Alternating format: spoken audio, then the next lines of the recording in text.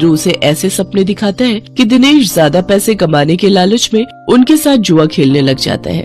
कल मैंने 1000 रुपए लगाकर 2000 कमाए थे।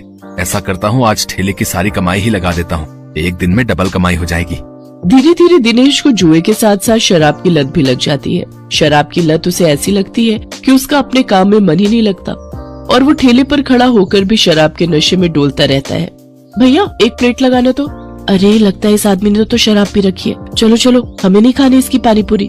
चलो दूसरी वाली पानी पूरी खाने चलते हैं। धीरे धीरे दिनेश के सभी ग्राहक कट जाते हैं और वो सभी दूसरे पानी पूरी वालों के पास जाकर पानी पूरी खाते हैं। ये देख भोला और राजू बहुत खुश होते हैं। देखा भोला, अपनी चाल कामयाब हो गई ना। बिल्कुल सरकार, अब देखना उसकी पानी पूरी की तरफ तो कोई देखेगा भी नहीं। सब अपनी ही पानी पूरी खाएंगे। कुछ दिन ऐसे ही बीतते जाते हैं। अपने धंधे को मंदा देख दिनेश शराब और जुए की लत में और डूब जाता है और उसका बचा खुचा धंधा भी चौपट हो जाता है। ये सब देख संध्या और बंटू बहुत दुखी होते हैं। फिर बंटू अपनी माँ से कहता है, माँ, अब तो मैं कभी भी ठीक नहीं हो पाऊंगा ना। पापा तो अब सारे पैसे शराब और जुए में ही उड़ा देते हैं। तू परेशान मत हो मेरे लाल, बस ऊपर वाले पर भरोसा रख, एक दिन सब कुछ ठीक हो जाएगा।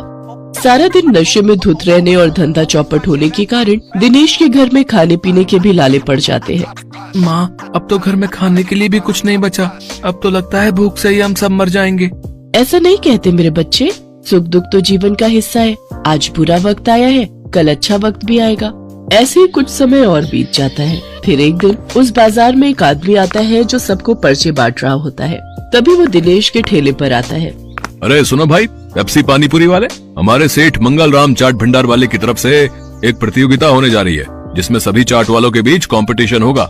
जो भी इस प्रतियोगिता को जीतेगा उसे पूरे 5 लाख इनाम और साथ ही हमारे मशहूर मंगल राम चाट भंडार वाले बाजार